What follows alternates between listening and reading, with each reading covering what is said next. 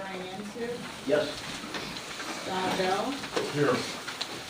Gary Gregg, Here. Tom Haynes, Here. George Howard, Present. Jeff McWhorter, Here. Ted Pappas, Here. Fred Root, Here. Dan Schroeder, Here. Larry Stone. Here. We have a quorum.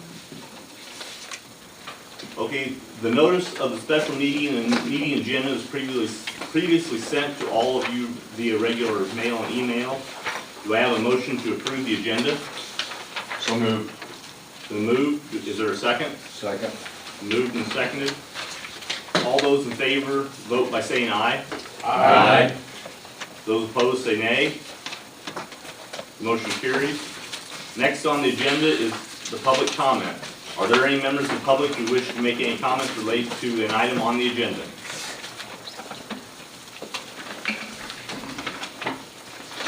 Joe?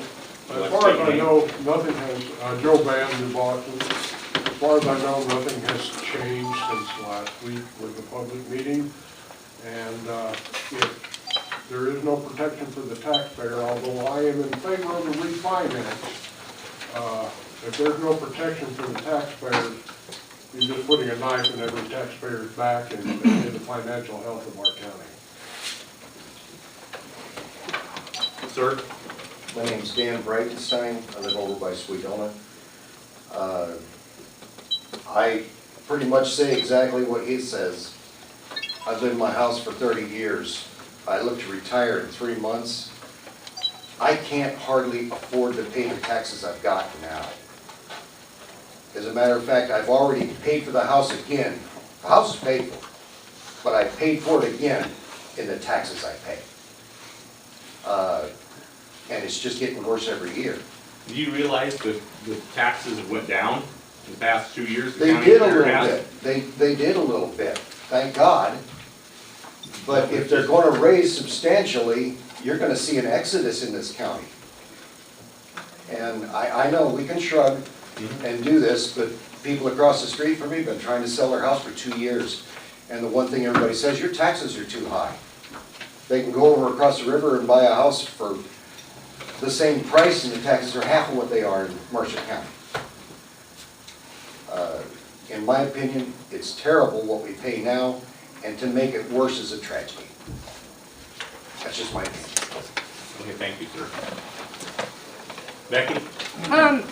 I'm just looking at these figures.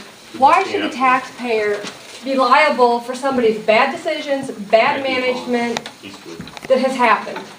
You know, I'm a taxpayer, and I can't run my business like this and keep running in a deficit. So why should the rest of us have to be responsible for whoever's doing this poor management? That's what I'd like to know.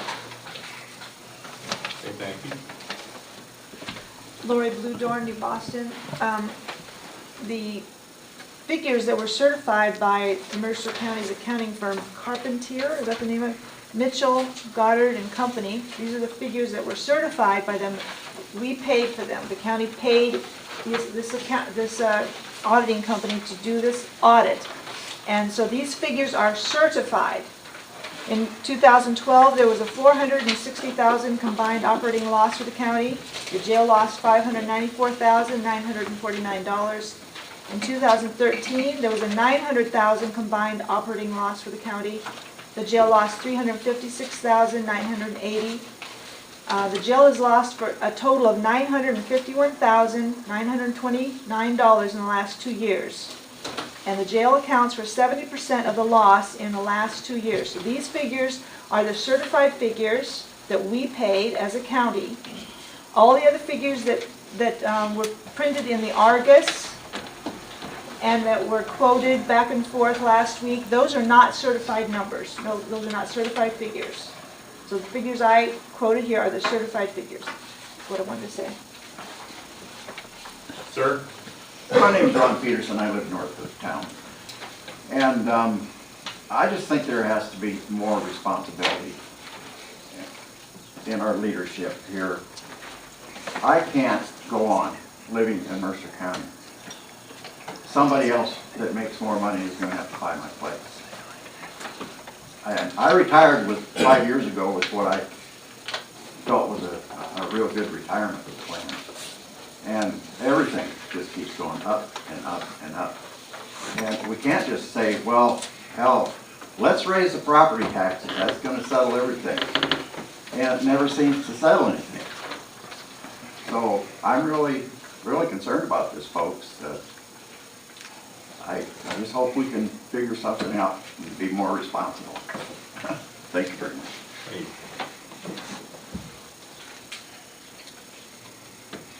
Yes, sir. I'm Dan Hare. I live in Green Township right near Viola. What bothers me is, looks like we're hell-bent on enacting a bond issue that's going to increase our taxes, and nobody, this board is not telling us what this is going to do to our taxes. We're asked to say, let's do the bond issue, but what's this going to do to our taxes? Isn't anybody studying what's this going to do to our taxes?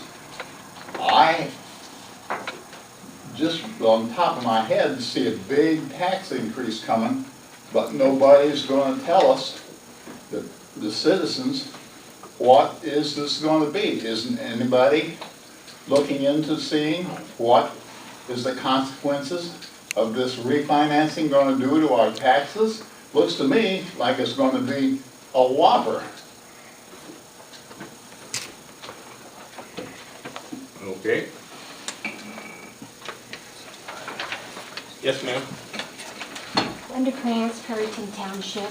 Is there any chance that we can refinance this jail without raising the taxes? Is there a plan C? I want to respond. There is no plan to raise anybody's taxes by this refinance. This is going to lessen the debt to the county by refinancing this by savings of $689,161 over the period of the loan. So this is going to lessen our tax, our burden on the county. This jail addition is actually producing more revenue than what the addition itself is costing. It's not supporting all the jailers above the 4 that were hired, new hirings, but otherwise it should lessen our burden on our taxes for property. That was the initial plan for the previous board before, well, 2 boards before this. Can we put that in writing? I'm sorry, I thought you were finished. Can we get that in writing for the taxpayer? I don't see how we can do it in writing. It's public knowledge right now in the minutes of the meeting. I mean, I think the taxpayers would support the refinance if they knew their taxes weren't going to be If we don't a tax refinance burden. this, then the taxpayer, what are they going to do then when the taxes go up because we haven't refinanced? Well, we need to have a plan C, that's what I'm saying. Well, we've been working at this. Jason, you haven't got to speak yet. Jason Sossman, rural Lido. Jeff, you hit on a very interesting topic, and that's this between $600,000–700,000 that the refinance is going to save. But as we all sat here at the last meeting, and when I say all the county board members, you heard the auditor say, you've seen the audited numbers, there was $350,000 in loss. Now if you take that times the next 16.5 years, that's $5,775,000. That makes anywhere from $600,000 to $700,000 look like chump change. So I think we need to look at the big picture. We need to look down the road. Even if you can get some more foreign inmates in and you cut that number in half, you're still looking at almost $3 million in loss. There's no making up $700,000 when you're looking at a real loss of $3 to almost $6 million. So I asked this county board to really sit and think about those numbers and look at the burden that this could potentially, and I say potentially because God willing we may fill the thing up and we may not lose this money, but I asked this county board, you're going to be living here, you're going to be paying the higher property taxes to offset the costs that are going to come from this jail expansion. So please, when you vote today, consider that and consider everybody that's going to move here and everybody that already lives here and calls Mercer County home. Lori, you had a chance to speak. You had something new? Yes. This is the last public comment. We move on. Okay, so if any of the board members that vote for this refinance without Ted's addition, what did you call that thing you wrote? Policy. The policy in place. If you vote for this refinance, what you're saying is, you're telling Mercer County residents, these are the thinking people in this county, you're telling us that you will be raising property taxes. That's the message that you are sending us. So make sure you clarify that in your mind. It will be known to everybody that you are wanting taxes to raise in Mercer County. Dan, do you want to make a statement? Not at this time. Oh, we can't.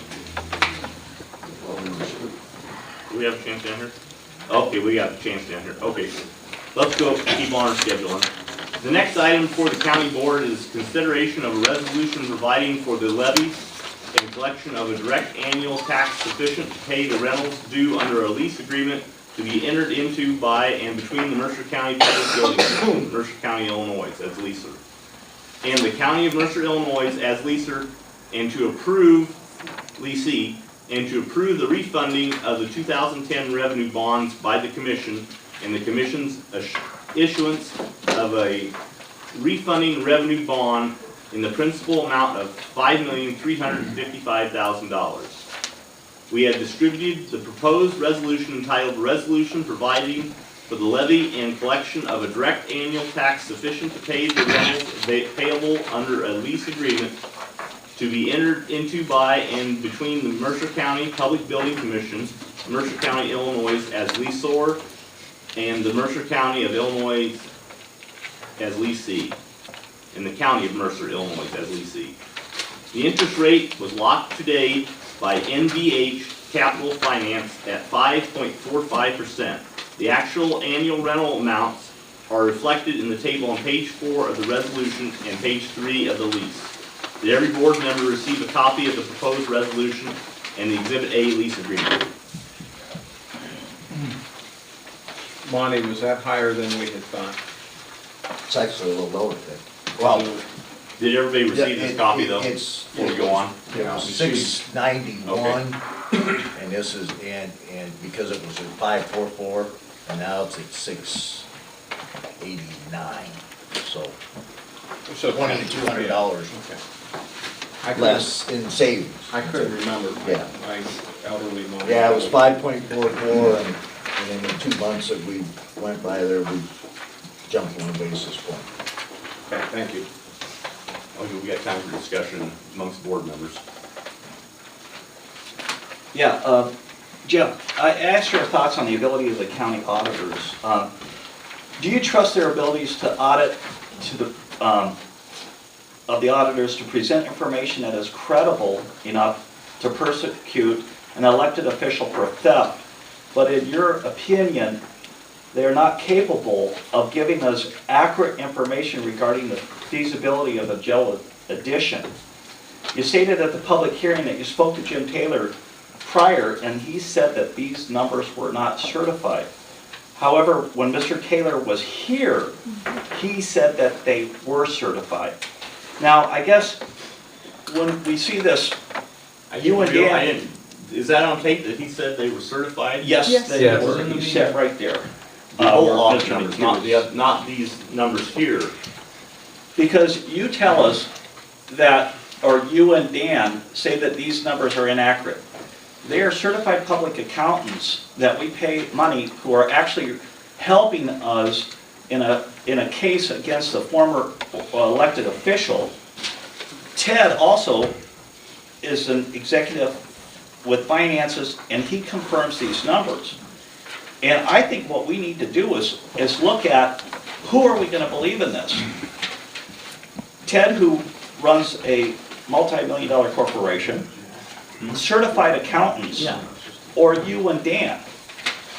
I mean, when I see this, I see this all time and time again in government. When the government tells us one thing, when the facts come clean, it is always against what the government has said.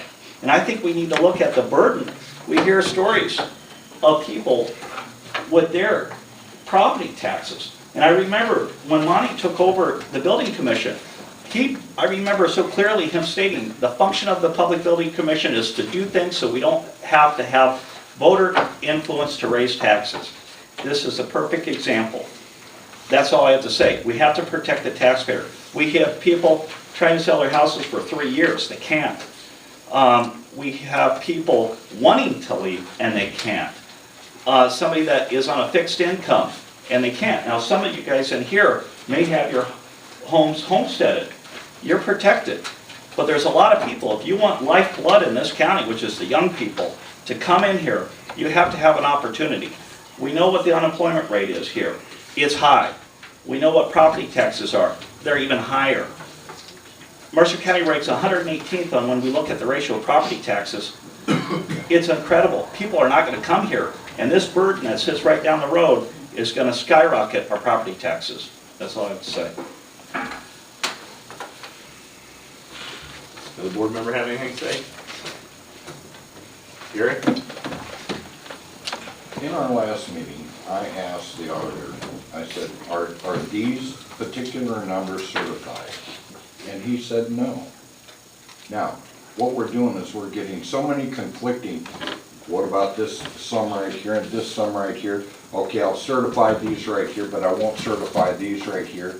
There's been many times that we've asked the auditors, and I'm new to this, so, you know, I looked at Ted and I looked at Dan both to come up with the proper numbers.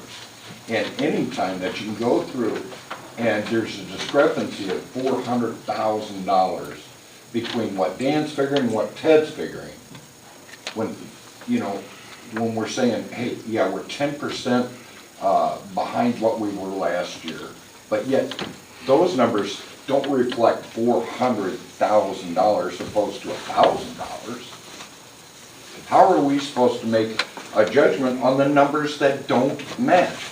And you had your auditor up there was the very guy that said, well, yeah, I'm not certifying that number right there, but he certified the other numbers that you were talking about. But yet the paper that we got and I was looking at, he wasn't certified. You know, they weren't certified. He wasn't sticking by that. And as far as the people here in Mercer County, hey, I'm driving a limo. I'm retired, but I'm driving a limo to make ends meet. And you're looking good right now. Thank you. Looking back. I like the look. Thank you. I like the look, Gary. But the thing of it is, you know, what do we want here in this county? Do we, you know, that was done down there as a source of revenue to help this county. You know, and I don't think the other boards before us were acting out of spite to raise your taxes or make you move or do anything like that. I think they were trying to do it, you know, make a good point. Hey guys, this is what we have to do. If we truly want to make this county grow and get the young people in here, we have to go out. I'm a true believer in manufacturing. Because what we're doing right now is our population is getting older and we have to get the new people in. We have to be inventive. We have to create that revenue source. You know, we owe it to the taxpayer to do that. And if we can't do that, then guys, we could just throw our hands up and say, well, you know, what do we do if we don't? You know? Well, I guess, Gary, my question is, these certified public accountants, why are we paying them big money? We got an ongoing legal case with a former elected official. Sure. That we're supposed to believe that their numbers are correct. But yet when it comes to this, they don't know what they're talking about. And these people are certified public accountants. I mean, it's a large accounting firm. I mean, does that put that legal case in jeopardy? If we can't trust their numbers on one thing or another, you know, I have to, you know, when you look at the professionalism of this accounting firm, this is what they do. audit government. Right. And if we cannot believe what they tell us, then why are we paying them thousands and thousands of dollars every year to do this? Or paying them actually more than that to do a forensic audit? And I think we're gonna have to look and say, Dan's a nice guy, I don't think he has the credentials of an accounting firm. Okay, the numbers in this so-called sheet, they include the entire jail budget. We are voting on just the new addition that was built on. The new addition, Monty, can you help me with the cash flow for the new addition? Is budgeted where it would pay the 4 new jailers and the building expense at 35 to 36 prisoners. That was all it takes to pay for the new addition. That was maximum. That was 36. The 36 would be the maximum now. Yeah. We are now running far above that number. We had 61 average last year, so the additional 61 was 26 people, is that right? No, 26, 25 people are above what it takes to pay for the jail. The new addition, what we're talking about refinancing now. We're not talking about the entire jail budget. We're talking about just the new addition. Hopefully this new addition creates more revenue than what it's ever going to take. It has been projected to. The sheriff's been on track. He's getting people in here. You know, sure, he can get more people in, but that'll just lessen the burden on taxpayers. The more people we can get in here to house. Ed? Jeff, can I make a comment? Yeah. I really believe that when the jail was put together, it was really looked at as an opportunity to stem some of the losses that the county was having. I went back and I talked to the auditors last Wednesday, and I've looked at the last 5 years in the general fund, and these are audited numbers. I mean, and our general fund over the last, since 2009, we've lost $2.7 million in the general fund. What that means, Jeff, is that the proceeds from the hospital, the nursing home, and the airport have just basically been used to fund the prior 5 years of problems. Now, we have to also look at the fact that somehow, some way, we had a combined operating loss in 2013 of $900,000. That was the numbers that the auditors shared. A combined operating loss of $900,000. Do you realize part of that operating loss is $408,000 with the self-insured health fund from the former hospital and nursing home employees? And that is a carryover of our former self. We divulged ourselves. We were in a changing turmoil here. We had a nursing home and hospital. We had all these people we were supporting. That wasn't working. I understand. We divulged, we got rid of those. We're trying to make the county leaner to make so our payments are less. Jeff, I appreciate that. I mean, it's, I do. we're on a road, we're trying to solve the problem here. And it's not gonna happen overnight, and we're still got debts carrying over from those past experiences. Yeah. I mean, there's no question. But we have to look at the prior 5 years too. I mean, we do have a And pattern. those prior here. 5 years had the nursing home and hospital in them, which were. No, the nursing home and hospital numbers were never in the general fund audited financials. Those were outside the general fund. Those were never in the general fund, Jeff. I thought all the IMRF and that was in the general fund. Dan? Yes. Well, the IMRF. If you're saying that, yes, but I thought you were saying everything. Thought you were saying everything. No, I'm just saying the employees' benefits were all in the general fund. Well, fine. I'm saying that I'm looking at the history of how we've lost money as a county. And here's the other big question, okay? Here's the other big question in my mind. And I know Monty and Dan, you know, believe for the addition, and for a second, let's just park there. I'll agree with that. The addition makes money at 35. Let's say it does, okay? Here's the bigger problem, Jeff. The bigger problem is this. We put a budget together this year for 14 that relied on 71 average outside prisoners, okay? Since December, we've only had a sprinkling of Cook County inmates in those first 6 months. Now, I know that we've got carryover cash and we're only $1,000 behind on a cash basis. But the reality is that if we don't get, I mean, right now, we're about 5 months behind what we said our budget would be with not having Cook County in there at the levels we said that we would have them. Okay, now I know we have a few more federals, okay? But if we get to May, the end of May, because last year, wasn't it May when we had the big influx of all of Cook County and we were all celebrating? And from May through November, we truly ran in that 70, 71, 74 range, okay?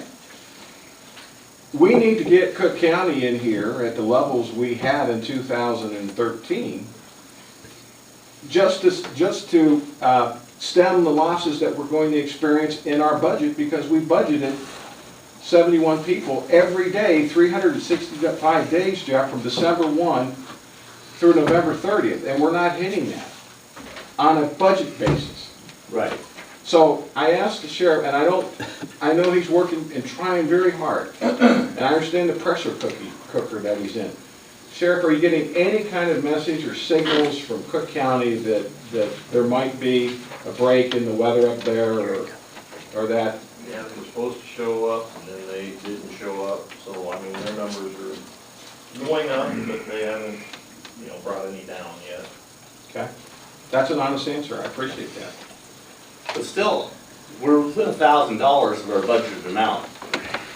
On a cash basis. So Our cash will carry from 14, it'll carry into 15 also. You still had a loss in 13, though. That's Yeah, where that money should have been. What I'm saying is that the budget on a 12-month basis, Right. on a 12-month basis, you were on the budget committee, you, me, and Larry, we worked very hard and we brought a budget to the board. We said, we're gonna run 71 every day. If we run 71 every day on a budgeted basis, based on all the other factors, the expenses that we were assuming, certain cuts that we had made, and the point was that if all this happened, we would be close to, we would have a slight margin in our budget, and we were all happy about that. Okay, we really were. I can remember Jim Taylor interviewing me out in the hallway saying, and I'll never forget this, he said, "Now, is this really real, Ted?" Jim, do you remember that conversation we had? You're talking about Jim Taylor, the No, auditor? Jim Taylor, WRMJ. I don't remember, I have to play the tape back. Okay, but we were talking, and I said, I really feel like, because your point was, I've heard this in the past, that we've got balanced budgets, but we get to about May, and we're in a crisis. That's what you said. And I said, I really believe that this year, if we can hold these numbers, we're not going to be in a crisis situation. That's what I told you. And I believe that then, and I believe that now. But we've got to get those outside prisoner numbers up. Now, let's say Cook County never sends us another inmate. Let's say that happens, and let's say we run at 40 prisoners. Okay? If we run at 40 prisoners and we look at the overall pro forma of the jail, it's not pretty. What I'm saying is we've put the burden on the jail to be at 71. And if they're not, then that's going to affect the whole budget. And maybe we were wrong putting the burden on the jail to be at 71. But we've done it. We'll address that at budget time, Mr. Pappas. So. I'm just raising a point, Jeff. That's all I'm just saying. When it comes down to it, we'll address that at budget time. Thank you for letting me speak. You're welcome. Okay, any other board members have any more comments? Yes. Dan? First of all, maybe people need to know what I do for a living. According to Bismarck State College, I operate the world's most complex machine valued at over $800 billion.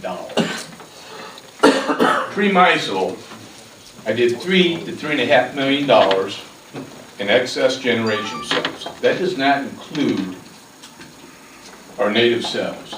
I was responsible for budgeting that, working that number, coming up with that number at the end of the month, and having everything balanced with all the entities that I sold power to, from Manitoba Hydro, Sexual, Canada, Florida Power, Omaha, over here in Illinois. So we have a lot of paperwork involved.